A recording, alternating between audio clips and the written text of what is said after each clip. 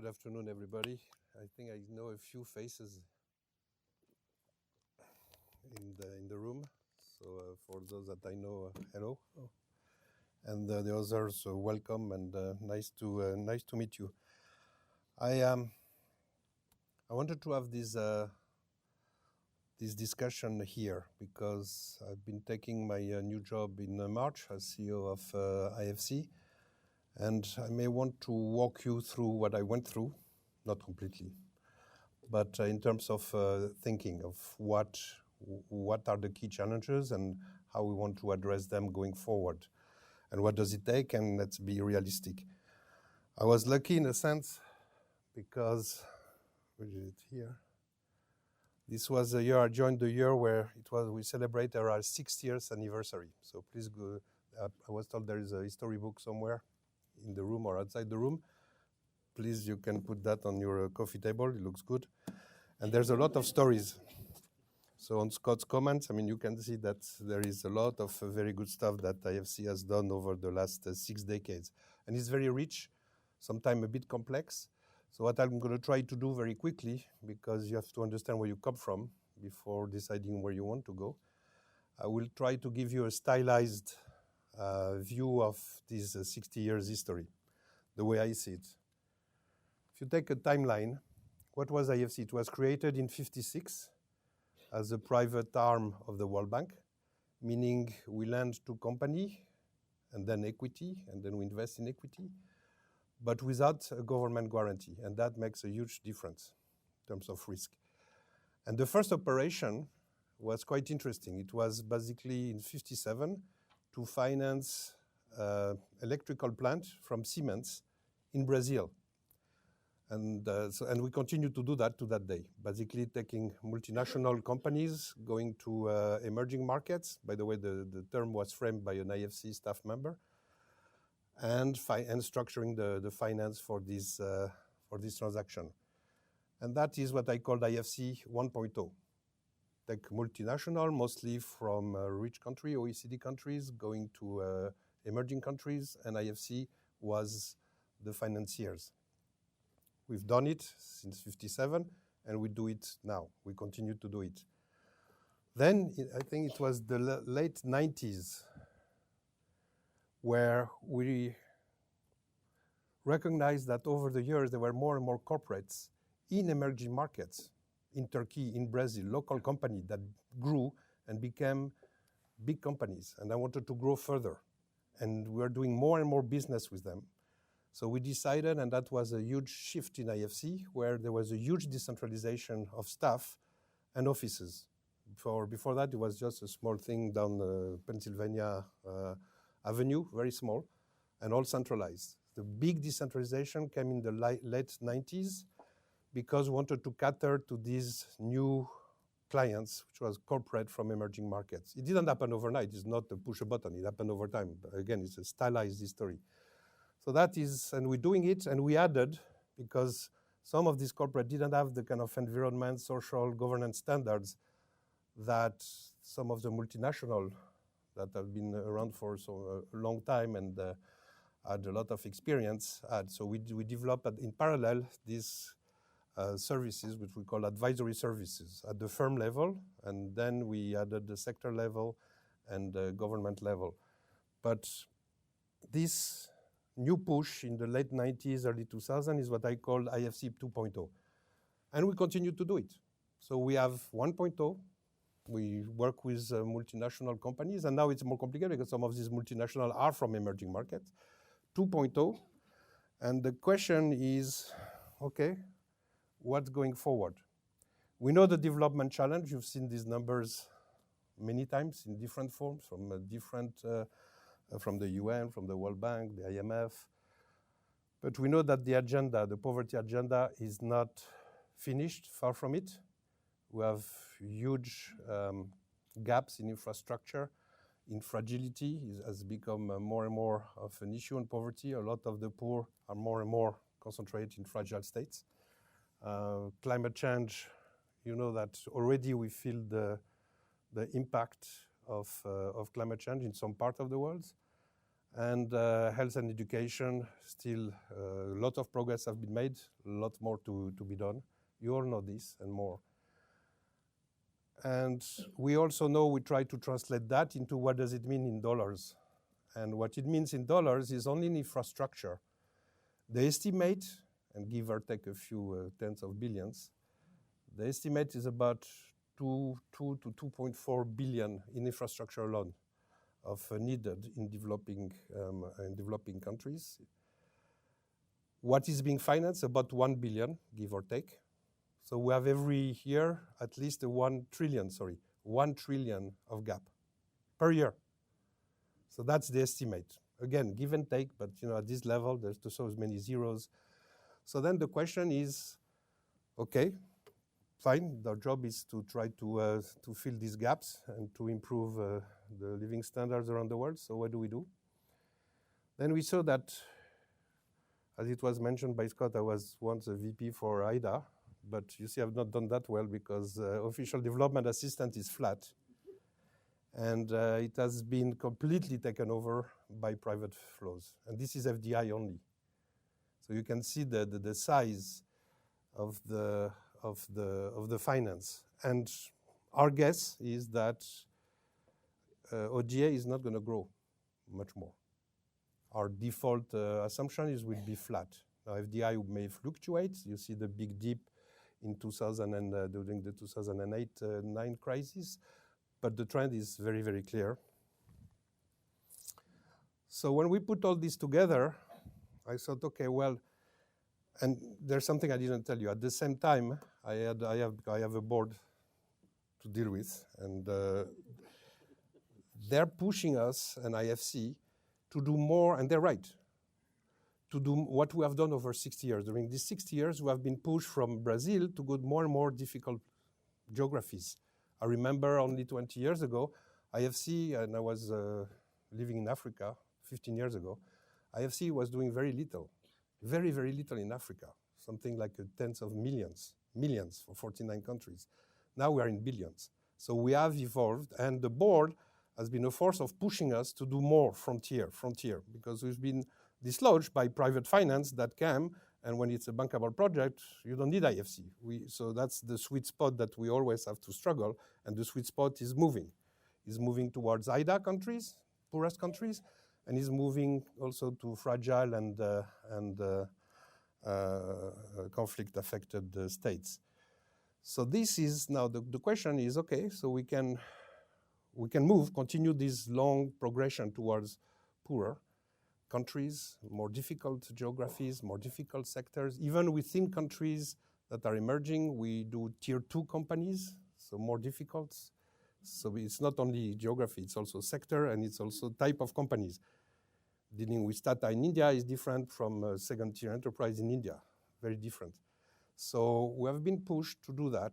But the problem is we know the pipeline, and we know that if we wait for the typical model of IFC is the sponsors come and say, well, I have this idea of a project. Do you want to put equity, mezzanine, loan? And we look, we try to structure, mitigate the risk, assess it, mitigate it.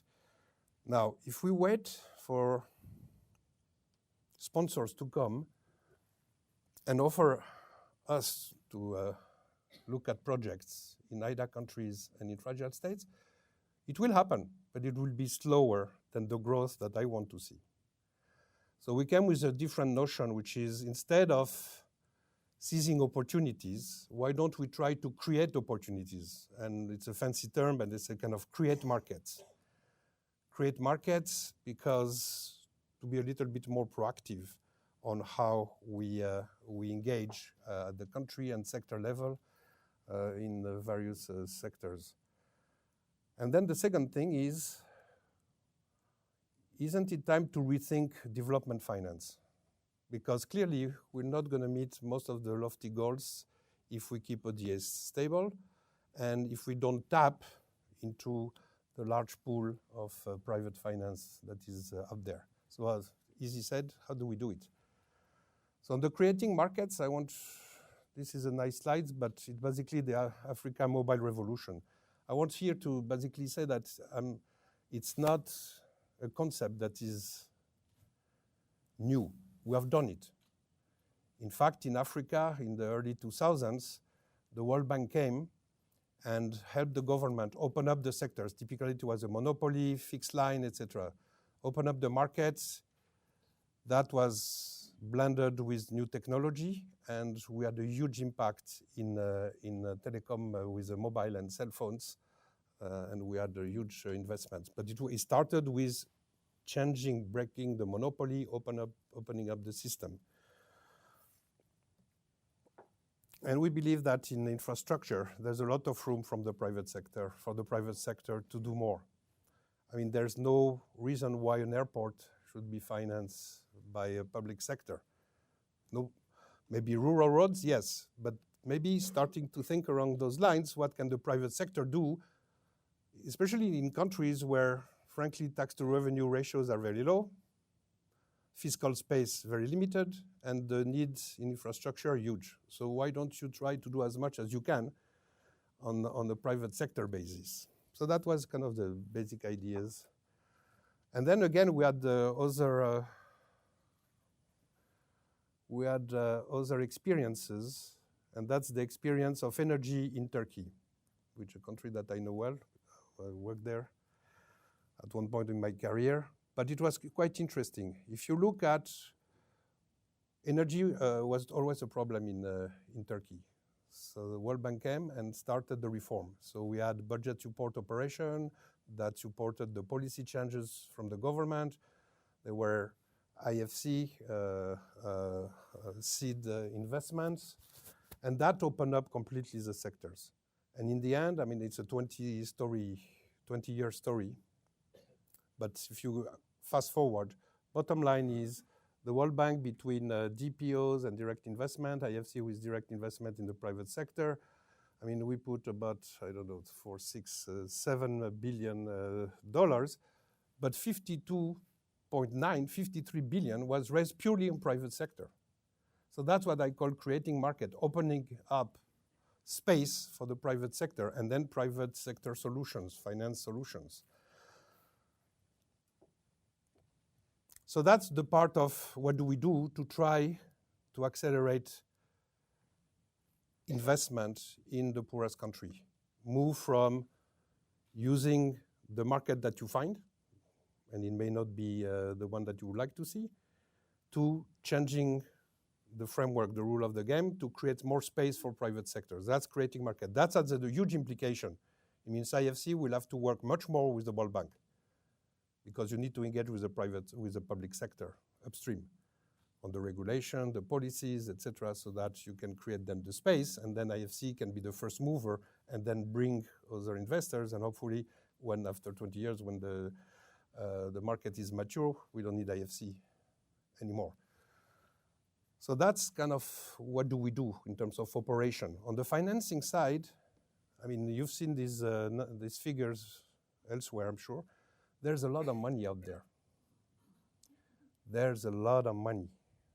I mean, the global bond market, 100 trillions. Asset held by the world's largest sovereign funds, 5 trillion. Asset in the insurance company, 4.5 trillion. Assets held by the world's largest pension funds, and that's the largest, not all, 2 trillion. So the unit of account is a trillion. Now, obviously, this money will be invested mostly in a rich country. They all have their prudential rules. But imagine a fraction of that going more to emerging markets. Then we can start talking. So bringing that with what IFC has done over the years, loan syndication we've done for a long time. And I think that we are the IFI that does the most of it. We do a lot of it. For example, last year we did 18 billion, of which 7 billion or so were leveraged through syndication, and 11 billion on account. We created a few years back the IFC management company. This is basically bringing private capital to co-invest with IFC in equity.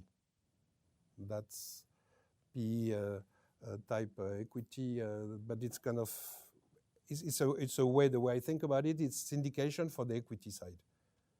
So you invest you have a loan, and then you syndicate. On the equity side, you invest, and then you go to AMC, and they invest on top of what you have done, so you can have a bigger impact and use the multiplier effect. And the multiplier effect, by the way, from IFC, it's about 1 to 20. $1 of capital generates about $20 of investment. Then two things happened in this year. We had the IFC Managed Co-Lending Portfolio Program called MCPP. And that's a very interesting initiative. The idea, I will try to put it very shortly, it's basically to have a platform where we say to investors, listen, you'll take a share of all our portfolio in infrastructure automatically. And you give us the money, we manage it for you, but so you have two things. Automatic diversification, so that's all over emerging markets, and a track record, but that was not good enough. And a better return than investing in, I don't know, German Bund.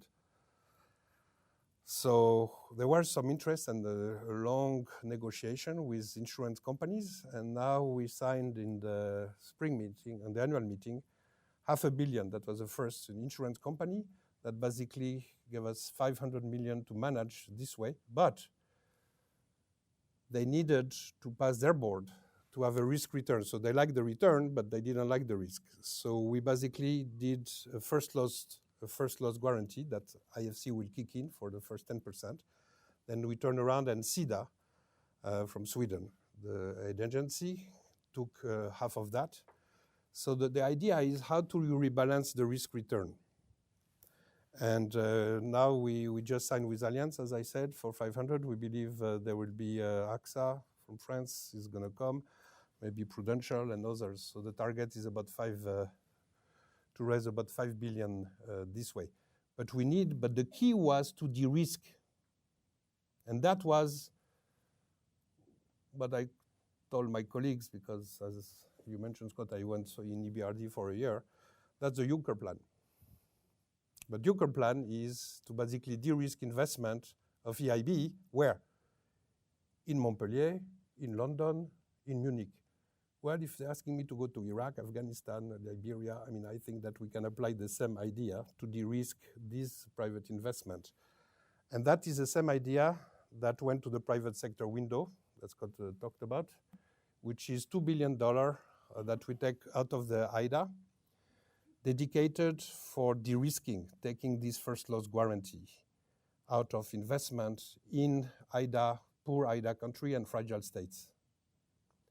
So, and then that's one component. The other component is basically we will swap with IDA, because we discovered that, especially if you want to go to infrastructure, most of the revenue will be in local currency. The problem is how you invest in foreign exchange and you have a return in foreign currency. You can have solutions in emerging markets like Brazil or India or maybe China, because you have a minimum of a capital market. But when you go to a country where there is no capital market, it's very hard to do, to swap. So we will swap, we'll do this artificial swap at a price, so IDA can make money, we will pay, and find a local currency solution, even in countries where we cannot find a market solution to eliminate this risk. So we'll see what will happen with that. We believe that we can catalyze this and multiply this 2 billion to 6, so by 3. Now, for all this to come together, we need to have both the finance create the space for private sector solutions and leverage the finance. So we come up with this kind of term, the cascade, that you will hear maybe more often. The idea is very simple. It's to say, well, when a government comes to the World Bank and say, well, I want an airport, the country director of the World Bank should say, well, don't you talk to IFC first? See if you can find a solution. And if not, why don't we have a private sector solution? Maybe the regulations are not good. Well, then change the regulations. And if the regulations don't work or don't attract any investment, then we can go to PPP, and then only then to pure concessional finance. Otherwise, these billions to trillions that we talked about since Addis Ababa is not going to materialize. Because if today you can do with concessional finance what you could do on private finance, it's not billions to trillions that we're doing billions to millions. That's what we're doing. I can have a private sector solution, no debt, no revenue stream. But no, we do it, we put some concessional debt on the book of the government. That's, for me, billions to millions. It's not billions to trillions. What we're trying to do here is to try to operationalize this need concept that came from Addis, and it came from what I show you. It came from ODA is flat, and the needs are there, so how do we fill the gap? Now, it may be simple to show in a slide, much more difficult to put in practice. And I will stop with this cascade. That's, by the way, it's the Amman Airport. Amman Airport, the way it was very interesting how the project came about. It's totally private finance, and it brings about $1 billion of revenue to the government, zero debt. But it started with the government asking IBRD to pay for it or to finance it. And some of our colleagues in the bank say, no, why don't you talk to IFC? I mean, you don't need to borrow for that. You have so many other needs you have to cater to. And that's what's happened.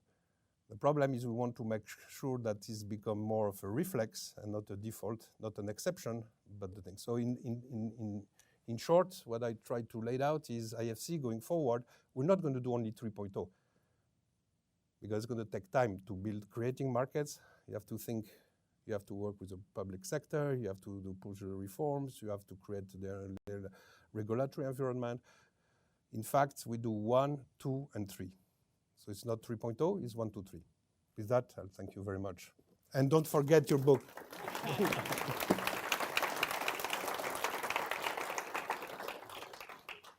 Thank you very much, Philippe. If you'd like to take a seat there, and I'll invite up our other panelists to the stage. Nancy, Charles, Bobby, and I'll introduce them to you.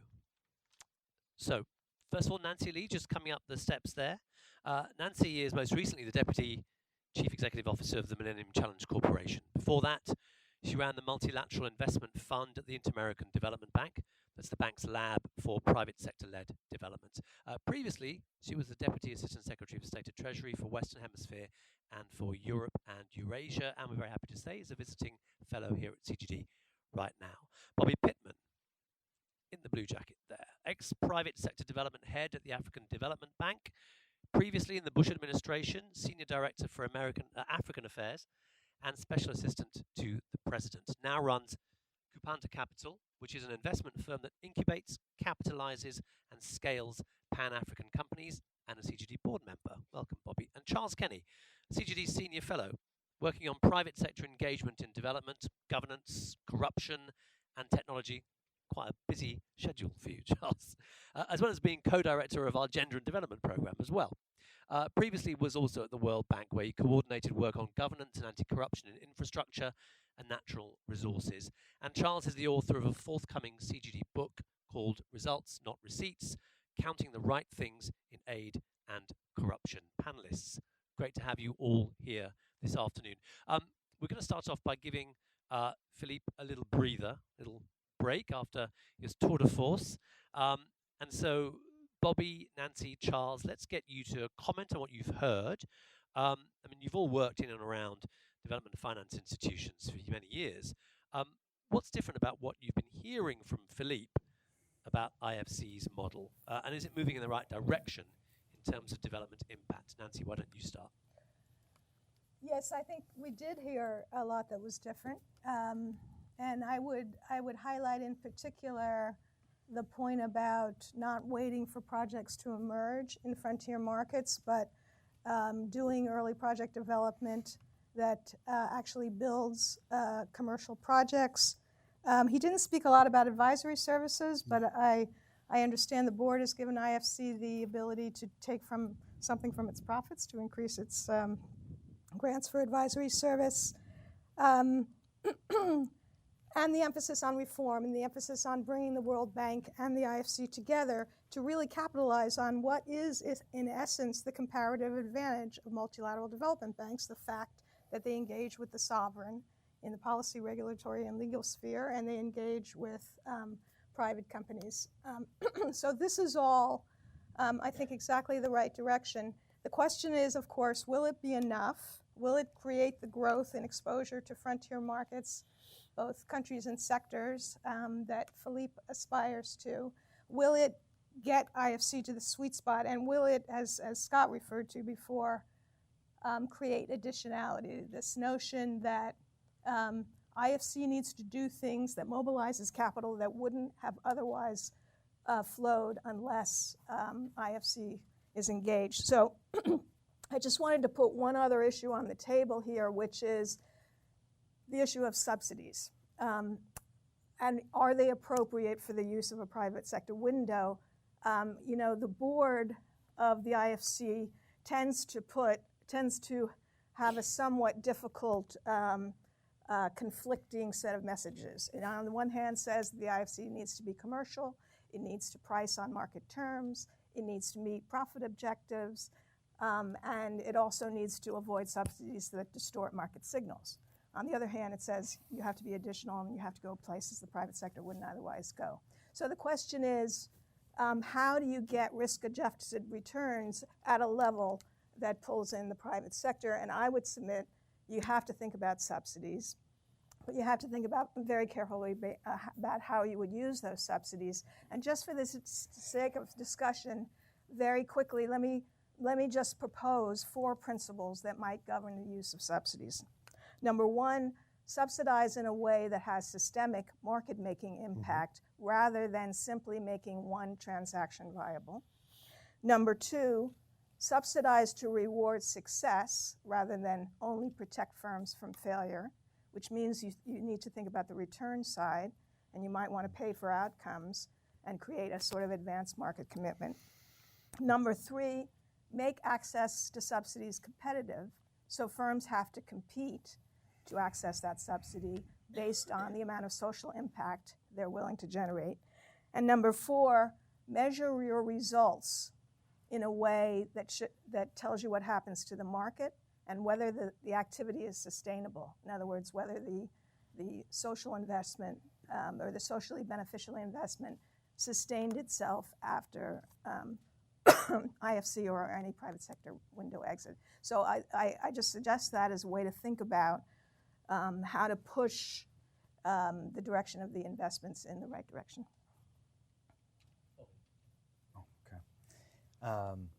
Great, and thank you for including me today. One of the things I really liked about the presentation that I think the development space we all suffer from constantly, I think no matter which part of the space you sit in, which is there's a constant reinvention and a kind of careening off from one wall to another of budget support's great, budget support's terrible, we need budget support again. And what I think I liked about Philippe's progression is, you could talk about some of the things that did or didn't work, but maybe try to include some of the things that did work and keep doing them. And just because it's an idea that's 50 years old doesn't mean it might not be a good idea. So I think that's, frankly, I think it's hard to do that. We're all encouraged to come up with the new thing that's better than the old thing. And so that's the thing I thought was really positive.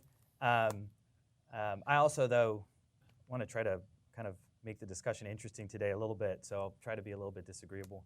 One of the things I think that I struggle with, it's less actually in the IFC's role, but as Philippe talked about reinventing development finance, and you think about a partnership with IDA or you think about partnership with bilaterals. I mean, the reality today is we've made no progress in what I think of as the tyranny of kind of the country lens.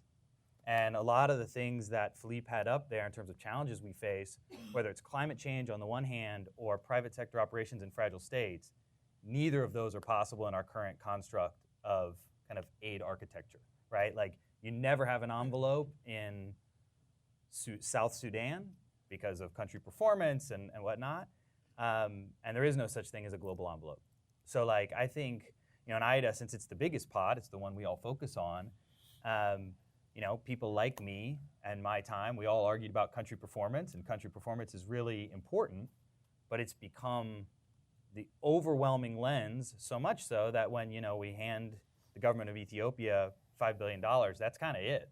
There's no more performance after that. It's not how can you leverage that money. And, and kind of that slide that Philippe showed about infrastructure, what they're going to do is they're going to put that money towards the thing that is the least likely to crowd in private sector finance, which is normally roads, right? And you look at an IDA portfolio when the government decides, same thing with Millennium Challenge, all these governments need a lot of roads, and it's the thing that the private sector is by and large not going to be able to do. Mm-hmm. And so it's not that it's a bad thing, it's just that it drives the entire discussion. And I think it's a real challenge as we think about how to leverage those funds. It's actually one of the things I'm kind of excited about the IFC IDA type piece, because I think IFC doesn't have so much of that sovereign lens in the decision making. But we have to chip away at that. And it's not just IDA, right? It's the Asian Development Bank, the African Development Bank, even our bilateral programs. We are very much hostage to a national framework. Some of that's necessary on reforms, for sure. But I think if you think about some of the challenges we're trying to face, we cannot tackle them through this national framework. The other point I would make is on advisory services. My experience with advisory services has not been fantastic. My opinion of that is not a great leverage of public financing, and it's not because people don't want to be leveraged and don't want to deliver a good thing. But at the end of the day, when you have public sector folks with public sector thinking trying to structure a deal for a private investor, and from an ethical standpoint can't commingle with these investors, it makes it very hard. And Africa certainly, which is the region I know best, is littered with advisory services that led to really, really expensive, packets that sit on a shelf and never get financed. And certainly in my time at the African Development Bank, I found a lot of them, and they were all very well intentioned by very smart teams.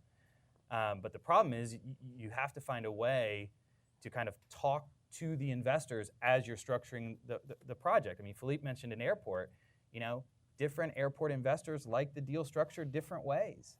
And I think it's a fundamental challenge, which is how do you pick a winner before you've even started the contest? But you got to kind of talk to some of those players and make sure you're structuring it so that a real private sector player is going to take it on. And I think that's a huge challenge for advisory services. It's one of the reasons that I struggle with that space. I don't know that I have a lot of solutions there, but I think part of the solution is how do you get more private sector players involved early on, so that you can get that input, so you make sure you're structuring a deal that actually will be picked up by the private sector. So that's a couple. Okay, great. I'm sure plenty to talk about there. Let's get Charles to make a few comments, and then we can open up the discussion. Thank you, and an honour to be on this panel. The things I heard that I really loved was the idea of the IFC not sitting back and waiting for deals to come, but going out and trying to make those deals, and also the sort of active attempt to leverage financing from a range of sources, through these new facilities. That's something that I think the IFC should have done a lot more of a lot longer ago, and it's great to hear that it's going to happen more now. I would still sort of urge a sense of caution on the billions to trillions. None of these ideas are exactly new. They're being carried out more, and they're being carried out under better leadership, surely. Sorry, no disrespect to your predecessors. Under great leadership is what I meant. But PIAF, for example, the Public-Private Infrastructure Advisory Facility, must be 20, if not 25 years old by now. The Global Partnership for Output-Based Aid, which was basically around trying to use public funds to leverage private finance to build infrastructure in places where private finance alone wouldn't go, must be at least 15 years old by now. And they weren't really original ideas when they were founded. And the problem is, it turns out to be really difficult in a lot of cases to make deals that work for both governments, economies, people, and the private sector in some of the countries we're talking about, for all sorts of good reasons. Infrastructure has big upfront costs, sunk costs. You can't move your power plant very easily once you've built it somewhere. They've got long payback periods as a result. The prices are regulated. There are all sorts of things that can go horribly wrong over the long term and make that deal, a bad deal for you, the private investor, or a bad deal for the country. With the best will in the world, this stuff is really hard. And so while I think it's fantastic, we have seen the IFC growing in the terms of the amount of money it is managing quite fast, but also, as you say, in the sort of amount of money it's influencing quite fast. Still, the idea that we can get billions to trillions, I think, remains optimistic. And frankly, there are going to be a bunch of cases where the best and cheapest option for a government is going to be to go out on the market, borrow, do sovereign borrowing, and build the darn thing itself, or at least pay somebody to build the darn thing for the government. And we have to be sort of realistic about that, I think, when we talk about this progress. Again, none of that to discount what I think is an exciting time at the IFC. Philippe, would you like to respond to any of the things that the other panelists have said? Well, maybe I'll go reverse. I mean, you're absolutely right. I mean, these are new ideas. What I think is new is I was a VP in the World Bank for 4 times, and I saw IFC from the other side. And I didn't find them kind of coming with, because they see markets that we don't see in the bank. In the bank, I'm sorry, but when you're in a region, you see a broad sector. That's not the market. Market is what is, I don't know, chickens. We don't see that in the bank. There's a private sector. It's like one big thing and a huge garbage cage and everything is inside it. So that's what you see. And IFC had no incentive to go and tell the bank, well, listen, I mean, you need fertilizer. There's a possible deal, but you know what? I mean, there's a problem with trade. There's a problem with the code of this or that or safety, and we could work with them and create. So the market, first of all, it's not, I took infrastructure, but it's true in finance. And it's not only regulation, it's also policy. I was in Burma. When you have a cap on the interest rate lending, so Aung San Suu Kyi wants to lend more to SME. She's right, 90% of employment will come there. But when you cap the interest rate at the rate that is so low that no banks in its right mind will do anything except buying the treasury bonds, by a policy decision, you can improve the situation and create really a market or opportunities. I mean, I use market and opportunities the two way. And then the last point on infrastructure itself. Today, and that's what my team tells me, because I ask the question again and again, and it's very hard, by the way, to find what is the share in developing country of private finance infrastructure. Very hard, I get, but the kind of consensus number is 20% at best, and 80% public. We said that's 1 trillion is necessary, that's just the gap. Imagine you move the needle just by a few percentage points, from 20 to 25. These are hundreds of billions, 100 billion. Where will we find them? So it's not kind of, and I'm not talking rural roads. I'm not talking sewers. I'm talking more landfill, water treatments, ports. I don't see why ports should not be financed by the private sector. It's very profitable. Airports, extremely profitable. I mean, every time we go to Amman, I mean, the king is very happy. I mean, he's making money. So, I mean, let's start with what is out there. We don't even do it systematically. So first is to have IFC that is more proactive versus the bank colleagues to attract their attention on what banks don't see, because it's macro, meso, and that's it. And then it goes directly to the projects, which are really 100% public. So these, we've never attempted, and I've been around for, 9 years. I've never seen it. So that is, but we have to organize ourselves also to do it, because it's not going to happen by itself. So on that, and I agree completely, it will take time. So I will quote Mitterrand, but here we have to give time to time, and I know it's going to be very hard for me to manage our board that want to say, oh, you have an idea, push the button, it's done. No, it's going to take years. So my successor will be even greater and will show some of the results. But so I'm aware. So and you are right. There was a lot of things that were done, but it was never. And I think that's Bobby's point that I will blend with what you said. Is this PPIF, or this was all done by the public part of the World Bank. They don't know the private sector. I'm discovering it myself.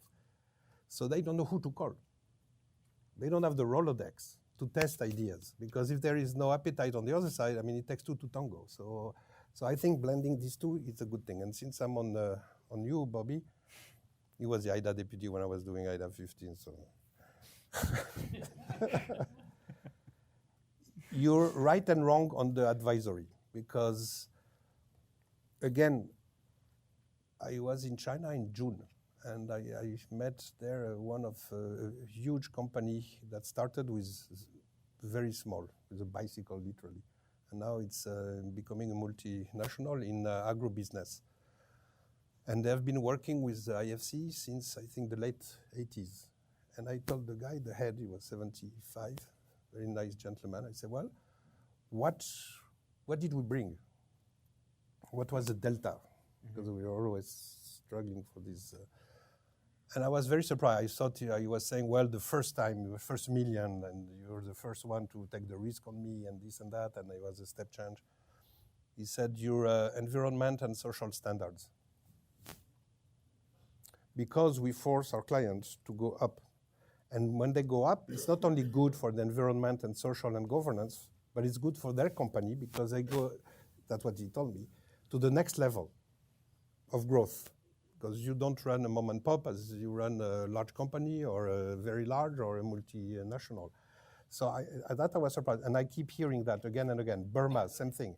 Before we made an investment, 2 years of advisory services with a local entrepreneur that wanted to get into tourism, to do things from accounting, corporate governance, environment, social, before we were ready to invest. So there's a lot of hand-holding, especially when you go to the difficult markets. I'm not talking we're going to hold hands with kind of very large multinational, but we will do it if we want to go with more SME, if we want to go with companies that are large enough in their own country and want to go abroad, because I didn't talk about that. The South-South investment is also something I want to plug in IFC even more. So there is this advisory at the firm level. It's very obvious. And what we have done, it's my predecessor, is embedded the advisory with the investment teams. So that goes only one way. Then there is two other levels. The other level is PPPs that cuts across. And then there is IFC staff embedded in the global practices in the World Bank. Sorry for the jargon, but that work with the public sector. So we are reviewing the whole strategy. We are due to go back to the board with a revised strategy on advisory, because it's big for IFC. Out of 4,000 staff, we have 1,000 doing advisory. It's big. So I saw, and I heard a lot of good things from this advisory, but I'm sure that there are also instances where it's not working very well, and we have to work better on that. And that may, but I don't want to throw everything, because what I'm talking about, talking more to the bank, we need an interface, because we don't speak the same language sometimes. In IFC, we talk about RAROC. The bank, they look at me and say, RAROC, what is that? I mean, we talk about equities like a capital stock. I mean, they think it's equality. I mean, so we have this kind of, we need some interface, and it will not happen by itself. So we're working on that, and that's part of the changes I'm doing now in IFC. On the blended finance, you put the finger on exactly where you should, because this is exactly the key challenges now. The idea is to minimize. It's almost like a Chilean auction. I mean, the one that asks the least subsidy wins. And then we need to, and we're working on that, not only we, but we have promise, because we didn't talk about that, but if we do that in the bank, but the other MDB don't do it, then again it's back to the race to the concessionality. Then this whole thing collapses. So we need to have a very strict understanding of what do we mean by blended, when do we do blended, what type of blended, because the blended I'm talking about is not a grant. It's not mixing a grant with a commercial loan. It's a guarantee, in fact. It's a type of guarantee that the market will not guarantee. With remuneration, IDA may make money on this. I'm going to pay them. Now, there's no market for swaps in Zambia, but we'll give them the highest swap we pay on the market. It's not a market price because there's no market, but at least they can make a return. Yes, they take the risk, it's shifting the risk, but that's the way to de-risk. So there's one thing that we are thinking about, the blended, and a lot of the principles that you put on the table are excellent. In fact, I think that John was noting them, so we'll give the patent. But no, but we're doing no, but it's a very important point, because otherwise, I mean, it's just the race to the bottom, which we exactly what we want to avoid. And another point is, and I think it was mentioned directly by two of you, is assessing the kind of development impact of what we do.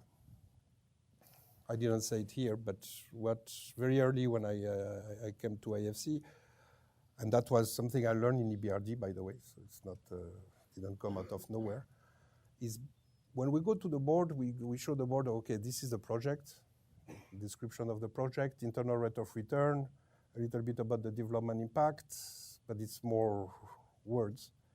And that's it. What I want to develop is a measure, ex ante, not ex post. Ex post, we know how many jobs were created, how has the service improved, or whatever.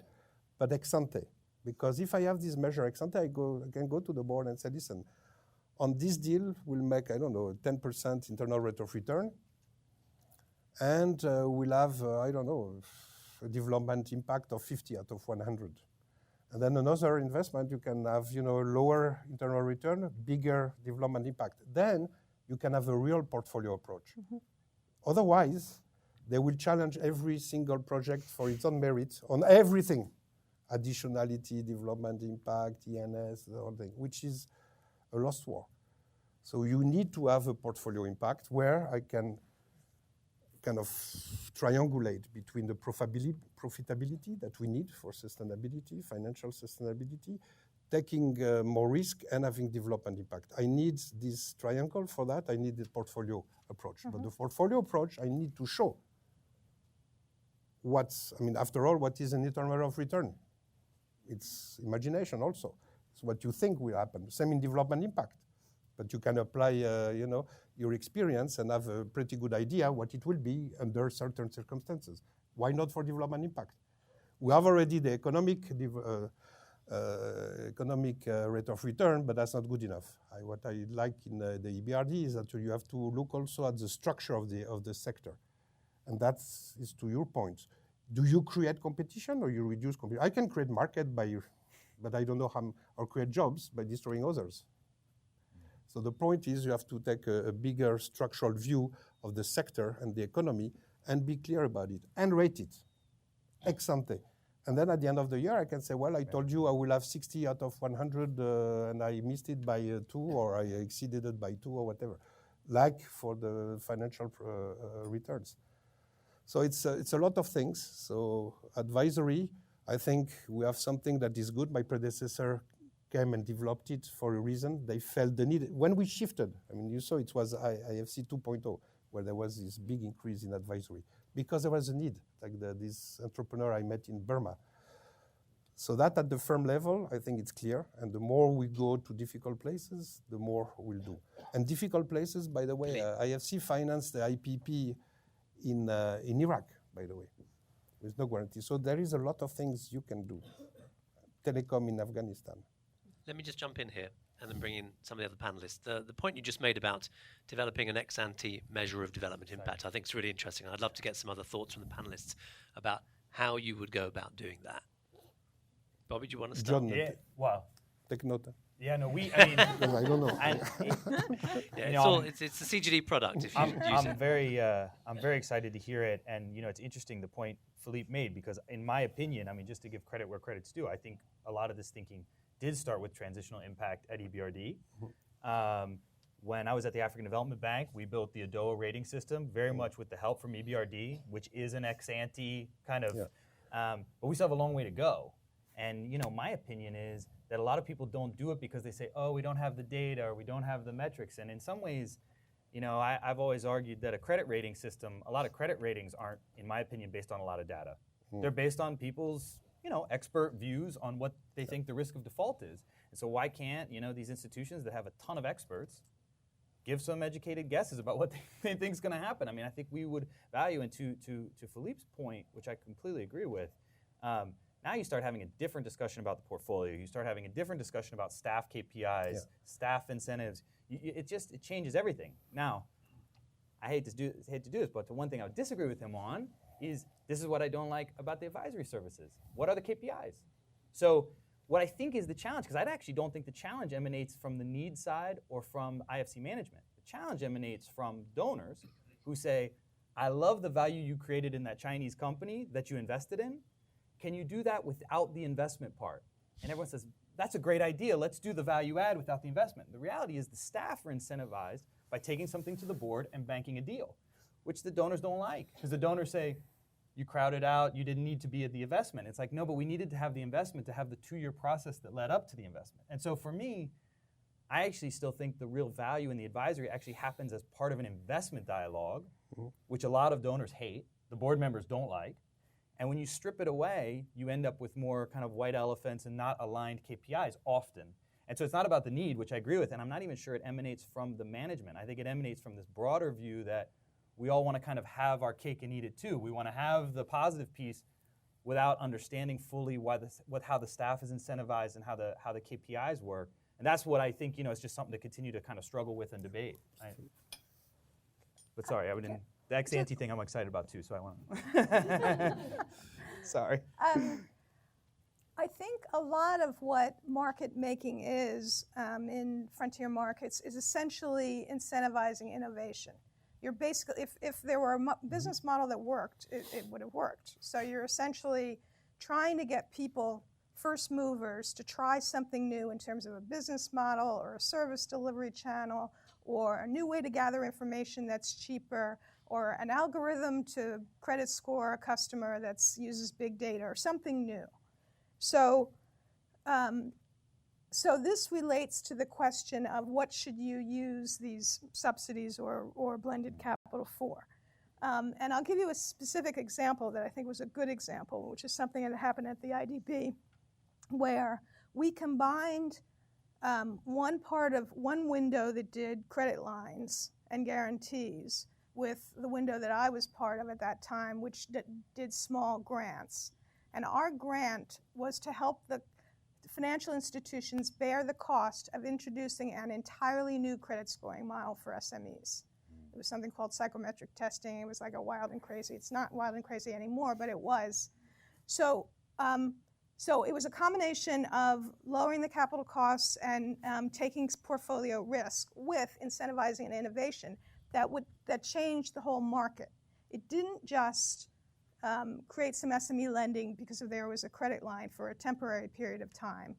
It actually incentivized some institutions to try this new model, and then once those institutions tried it, saw it worked, other institutions followed. So that's what I was talking about when I was emphasizing the systemic impact, and that's what I think has to be measured when you're talking about a results framework. I thought you said something very interesting when you said, I want to know whether we're adding jobs to the sector rather than just, you know, as a measure of development impact. That shows how closely the development impact and additionality stories are aligned. One is pretty much about the other. And I do think the IFC could do a much better job when it comes to sort of confirming additionality. For example, the telecoms deal in Afghanistan, which was not the first mobile company in Afghanistan, which was a legacy from the previous regime. It wasn't the second mobile phone company in Afghanistan. It was the third one, Roshan, which frankly could have got the money elsewhere. I worked on the deal. I actually got a bonus for working on the deal. I am very grateful to the IFC for the bonus. I didn't deserve the bonus. You can't have it back. We'll have it back. I was told everything is taped then. So, I mean, you know, it's a fantastic mobile phone company, but it would have happened with or without IFC. And I don't think most IFC deals are, you know, 100% not additional. I think a lot are somewhere between 0 and 100% not additional. If you look, and I've tried looking at the IFC portfolio in the past in low-income countries, it's hard to say that the IFC portfolio looks particularly different from the FDI portfolio in low-income countries, sort of ex-IFC. So they're not investing in different sectors. That doesn't prove lack of additionality. It's just sort of one more sign that maybe IFC in the past was not doing as good a job as it might be. I applaud you. You're clearly trying harder on this. I think it's a really important thing to try harder on. But I do also think that that's one really nice thing in a way about the social and environmental standards is you kind of sort of know they're additional. It's unlikely that the same standards would necessarily be met in a non-IFC deal. And so I'd be piling on them a little bit more, actually. And one area, as mentioned, I work on gender a bit. If you look at the World Bank Enterprise Survey around the world, of managers, 20% of managers of firms in the enterprise survey worldwide are women. That number, by the way, is the same in the OECD as it is in developing countries. This is not a developing country problem. This is a global problem.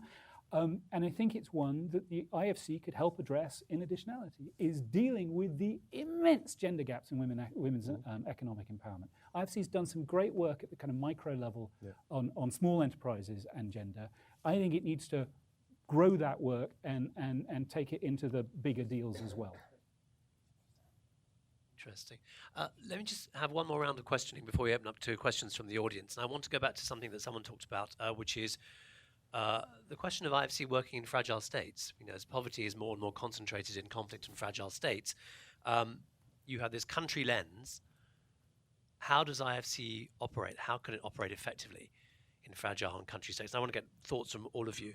And Nancy, you'll have some experience from this as well, from previous roles you've had as well.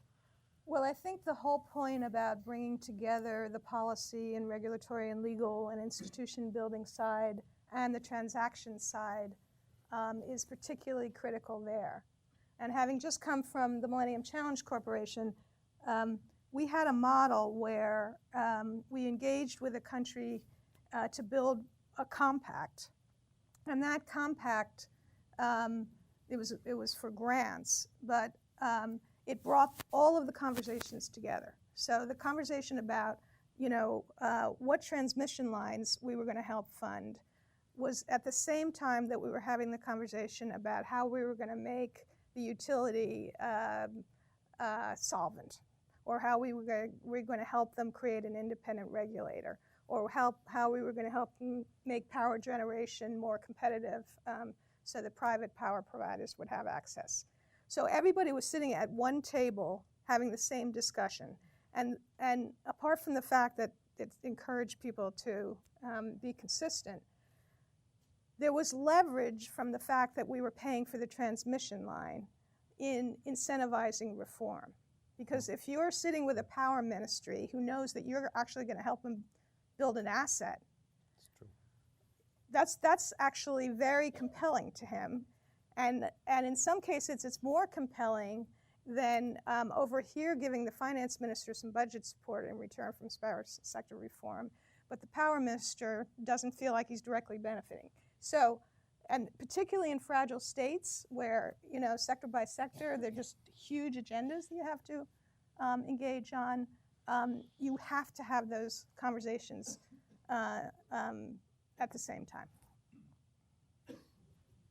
Yeah, one of the things, I think that this, the framework, and starting to think about things on the ex-ante side, in my opinion, starts to help with the fragile states piece a lot. And the reason is, and this is where maybe I'll disagree with Charles a little bit, one of the things that I think is a challenge for a lot of DFIs is, you have a small staff, you're measured by volume type numbers, and you're often criticized for not being innovative enough, even though, how do you develop an innovative project in Liberia without huge costs? Huge costs, because you don't have an office there, maybe even your partners don't have an office there, the teams there can't come to Washington or London, or, it's extremely costly. And I think when you start scoring the impact of that, and talking about other elements, it also allows you to go to the board and say, actually, there's more administrative budget going to a smaller volume of deals, but here's what we're impacting. And I think in these fragile states, we often ask people to bite off too much. Like, I actually think, do anything in any sector. And it just starts to help with how deals come together. And like you said, maybe, good governance type things in the business space. And I think often what we do is we pile all these things on and say, and do that in South Sudan. Whereas I would say, do anything in South Sudan. By the way, even if it's through an intermediary like on lending from a bank, or which all the DFIs do, sometimes good, sometimes bad, or through private equity, which IFC has a long history, which I think is largely really positive, at least in the Africa space. But I think having some of that ex-ante measurement and tracking that also helps you develop the right KPIs and have a discussion with your board to say, hey, you really want us to do deals in these hard places? I need different kinds of resources, more resources, different kinds of travel budget, all those things. Like, it's going to be more expensive to get $1 of investment in this sector in this country. And and I would argue that often we put the bar, we in the community put the bar really high, and there's not much criticism for Philippe to do a deal in South Africa that looks really nice, or Kenya is the best one these days. There's just lots of impact businesses in Kenya. We can all feel great about it. It's easier to do a deal because the perm secs are good, and you can talk to the ministries and you can do all those things. But that's maybe where we need some of that less, because there's a lot more other players there. Whereas go try to do a deal in Congo that's in anywhere similar, and we're going to say, wasn't as impactful as the deal in Kenya. They didn't have the right metrics on impact. I would say it's just good to get something started in Congo and get, and bring some governance to the space. And I think often we create incentives so that folks don't want to go into these markets, because if you don't get it perfect, you're going to be on the front page of a paper with an NGO and and 6 senators writing you a letter, right? And it's actually easier to go to some of these other safe spaces. I would absolutely agree with that. And there's a role for safeguards. There's also a role for the sort of the development impact scoring you were talking about. And you don't want to make the safeguards so that you can't do deals in the tough countries. You do want to incentivize every deal to be as sort of development impact friendly as possible. That doesn't need to be about a flat line. It can be about a slope. Philippe, do you want to make a comment on this point before we move to open questions from the audience? Maybe a few comments on the comments. On the additionality, I mean, this is a never-ending story. So I think that we need to come clean, and then we will present our case and people make their opinion, because has been going on for 60 years. So I'm not going to solve it in the next few months, but at least we can try to define better financial impact. I mean, it can be additionality for me. If you have 3 operators, more competition, it's good. That's additionality, the way I see it. Better ENS, I agree with you. We should maybe pile even more on that, because that's what I hear from firms. At first they don't like it, by the way, because it's extra cost. When you ask the owner of a hotel in Mali to do a water treatment with it, he say, "Well, are you crazy? I mean, that it's in my bottom line." And then they're very happy, and now he wants to do more, but it was a fight. It was very difficult. So maybe piling up on that. So there is a way we can demonstrate better. The issue also is the portfolio approach for me is, if I do, and we did a deal, $10 million in Metalco in Zambia. It's basically Zambia export copper. This is one company that transformed this copper into wires, the only one. But they had the lead poisoning, all the stuff. So we took it all, we took the whole company. They approached us. At first, the knee-jerk reaction, oh my God, I mean, this is too big for us. We worked with the bank that completely changed the whole environmental rule of the game in the region, which was critical. And we have invested 2 years of advisory services to basically get rid of the problem. And now we're investing. So on this deal, even if we are repaid, we have lost money already. And I told the board, let's be honest. But in some deals, I need to make money, because then I have a quarterly review on the financials and the AAA. So I need to have this triangle and never let one of the leg go. If I let one leg go, that's it. So this is a very sweet spot we have to find. And the only way for me is to have this discussion at the portfolio level. We will make deals where maybe it's borderline. Maybe if they looked hard, they could have found another financiers that will come and do it. But we're approached, and it's good for development. It's and we will make money, and that's good because we make some other deals, especially with a small kind of medium type company, family owned. When you want also, by the way, a lot of advisory on governance because you don't want a single person risk. So there's a lot more we can do with this portfolio approach and be much more transparent. But for me, it's very, very critical that we put that in place and quickly. Let's get some questions from the audience while we have a few minutes left. We have a couple of people going around with microphones. If I call on you, please stand up, say your name, your affiliation, and then a brief question, please, as we are a little bit tight for time. Let's start with this lady, and the gentleman in front, and then the man in the blue shirt. Thank you so much. Alexia Latortue, blissfully on sabbatical post-Obama administration. So I love the aspiration and yet the sort of get real, be pragmatic sense of this panel. And Philippe, my question to you is, given the mix of the aspirations that you have, but also some of the difficulty of actually creating markets that you discussed, do you have the right governance structure? Do you have the right business model to achieve what you need to achieve? And if you had a magic, or put differently, if you had a magic wand, what would you change? Okay, then the gentleman. Yeah. Bigger board. Yeah, I'll take 3 questions and then we'll do the I other. think I heard an answer. Daily board meeting. Thank you all. I'm Sam Rosemary. I'm an investment advisor based in Addis Ababa, here visiting. And my question's on SME, missing middle equity finance, and the challenges of creating tickets that are in the $50,000 to $500,000 range and the incentive structure around that.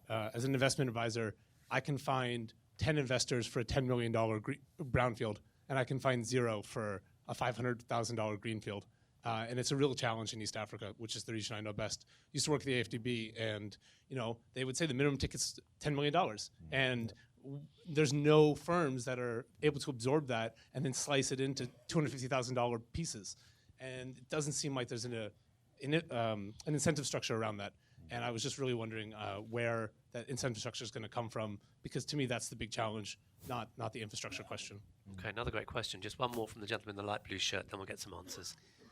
Hi there, I'm Jeff Hall from the Bank Information Center, and we hate putting these projects on the front page of the paper, so let's try and keep them out of there from here on out.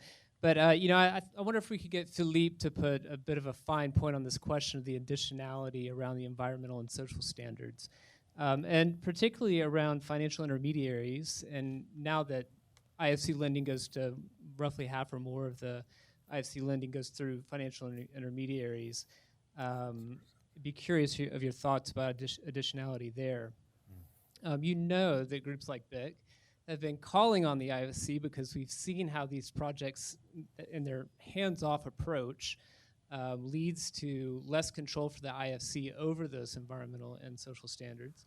And I guess I wonder, do you also see the need to rein in that high-risk lending to financial intermediaries? And do you see any plans for the IFC to tighten up those performance standards so that they apply to FIs? Okay, there's a few questions there from Jeff. They're pretty much all for you, Philippe, these questions. No. I heard a lot for the others. But let's work our way backwards, shall we? Let's start with that additionality question. Would you like to take that first of all? I'll take how to go for, because it's really in my mind, how to go from kind of, okay, this is a strategy, how you make it happen. I mean, I have a couple of things, what I can do within IFC and what I can do with the bank. So within IFC, we realigned IFC to make sure that we will have much stronger economic departments, a little bit, again, EBRD style, where you need someone independent to rate the project ex ante. You need also economies that make the link between the investment officer that are focused on their transaction and the sector and the input into World Bank strategies. Because we have World Bank strategy in every country, I want to see more IFC into these strategies because typically it's an afterthought. And again, it's not the World Bank fault. I was on the other side again. But I think that we have to organize ourselves in IFC to make sure that this voice on private sector, space for the private sector, and it can be, all these things that I showed, it will have to be declined one country at a time, one sector at a time, so you have to adjust. So we have to organize ourselves, and we're doing it right now. More focus on the portfolio. So I changed also the kind of organization to make sure that this happens. So these are the kind of, but this is organization, and then you have to change the kind of the narrative, and say that. But again, for me, the key is this development impact and this portfolio, because I need both the board but also staff to see that this is a space we can do. Now on the financial institution, it's true, it's about 40% of what we do every year. And that's the way for AFC to basically use the local financial sector to irrigate the economy, because you cannot do the small deals one by one. It's absolutely impossible. So the only way, I think that the smaller deal I've seen is $2 million for an accelerator in Egypt, which is kind of angel capital type. But we need absolutely to work through the financial institutions. And there's pro and cons. The cons is it's much harder to say one by one what's happening and follow up, because then it defeats the purpose of leveraging the financial institution. The good part is when you work with a financial institution, they have to take on board the environment, social standards of IFC. They have to do a lot of what you talked about in the IDB, which is how do you develop a culture where you can lend to SMEs? What are the tools? And we work with these institutions to develop the tools, because a typical bank will turn it down, especially if they have a large budget deficit, a lot of treasury bills out there that you can buy, and life can be relatively simple. So we do that, and most of our dealing with the FI are targeted. It can be a line of credit for gender, for entrepreneur. It can be so we do tailor, and we come with the tools to that particular bank with whom we work. And I know I've been talking to NGOs a lot about that, because there's a lot of pressure but you're responsible for every $10,000 that goes to the. And we're trying to find it, but we have to find a framework solution. So we're working on it, but I cannot have a kind of a tailor one by one, and we'll always find an issue. And to a point that I wanted to answer, you made a very good point earlier. If we go to more fragile states, poorer country, typically it's not a one-to-one correlation with GDP per capita, but it's a correlation. The institutional capacity is weak. You will go into more issues, newspaper, that's their corruption. Yeah, you have to talk about that. And so we do the IDD, the due diligence on our client, but things can fall through. So you need, for the board, to have a little bit more appetite for this, and that's linked to Alexia's question. A little bit more appetite for taking risk, not risk financial, but also reputation. So everybody says yes on the paper. When it comes and you're faced with it, usually it's more difficult. So I think that we have to, and again, this portfolio, we have to be very clear. These are the risks. These are the expected returns. These are the expected development impact. That will take some time. But on the FI, the alternative is we don't do, and then there are much less SMEs is what I saw that, I don't know if it's true, but about 90% of employment is generated by small-scale enterprise. Well, we need to finance them, and they have working capital needs that are not catered to typically in most of the countries, because commercial bank can find, it's smaller. The process cost itself is bigger. As you said, assessing the risk is more difficult than a huge company locally, or doing trade finance or bond finance. So we need to stay engaged. Otherwise, I don't think we will deliver on the mission. Now, what to do is to improve the way we do it. We're working on that, but it will have to be a framework, and it will never satisfy everybody. That I can assure you. But that's okay, as long as, and it's good to be pushed and the challenge, so we move, but we'll never go to be able to follow with IFC staff behind every single deal. We can't, we just can't. I'm sure I forgot the PE. I think Bobby is better placed. But what we try to do in 2 words, we're trying to have your right, and that's a problem we're trying to address. And again, it's pooling resources and then redistributing, because we have to think scale. So we have a SME fund that we're trying to pilot, and if it works well, I forgot the number of countries, a few countries, we want to broaden it to more countries. But this is kind of a general answer. But yeah, I agree. It's quite tough. But I think we can do it. And again, it's not going to be everywhere at the same time. It's going to be one country at a time or group of countries at a time. We cannot inundate the whole world all at a sudden. But we are aware of that. We're aware it's an issue, and we're trying to work on that. And we have with practical ideas. Can I just add one thing on the missing middle firms, and you were asking about equity. Yeah. At the Multilateral Investment Fund at the IDB, for 15 years, maybe longer, there was an effort to really kind of jumpstart venture capital and early stage equity in Latin America.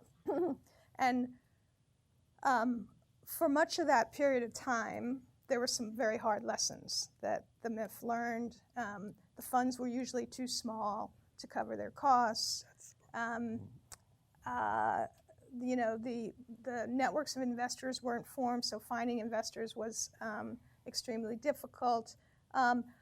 It took a long time to, and you had to be really, really patient. And also the sort of US model of venture capital is not the Latin American model of venture capital. You don't have like 1 out of 50 firms that has explosive growth that carries your whole fund. You got to have like maybe 3 or 4 out of 10 that do well. So it's a different model, and so people had to learn.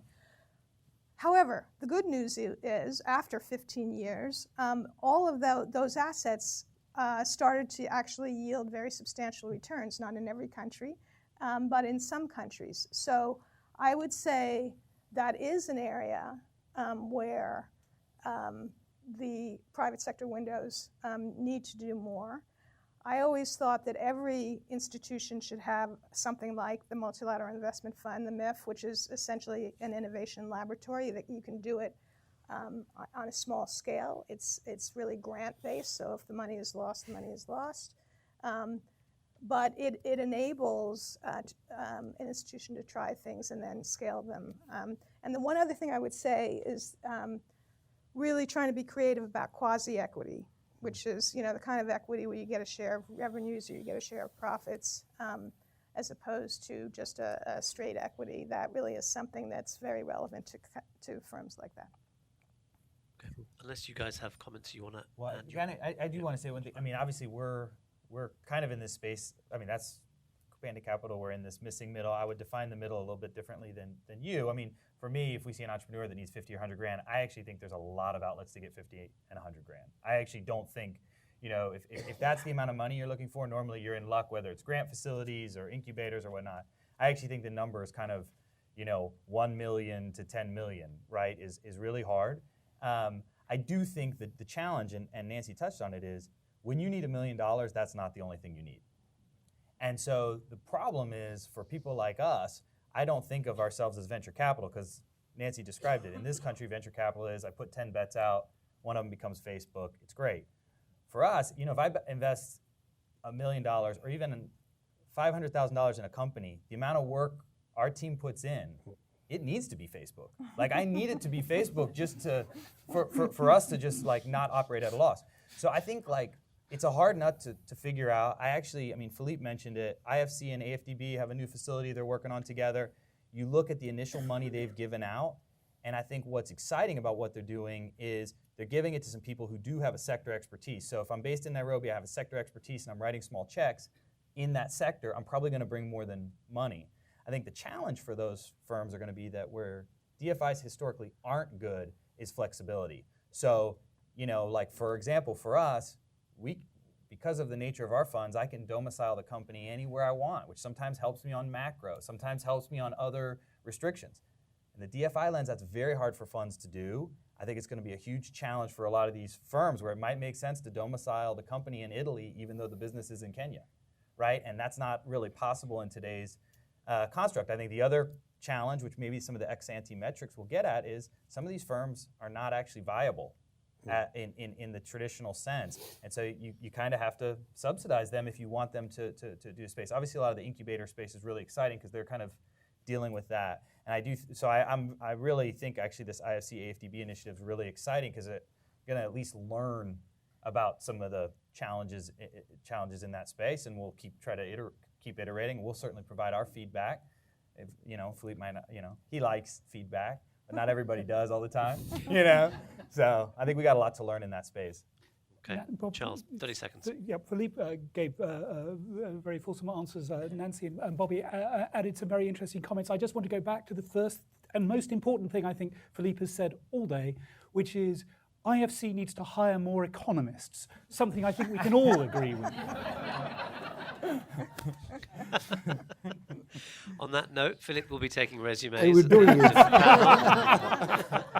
So and you gentlemen, can sign in at the let me invite you to thank our panel this afternoon. Thank you very much, and thank you for coming. Very good. Very good. Sorry.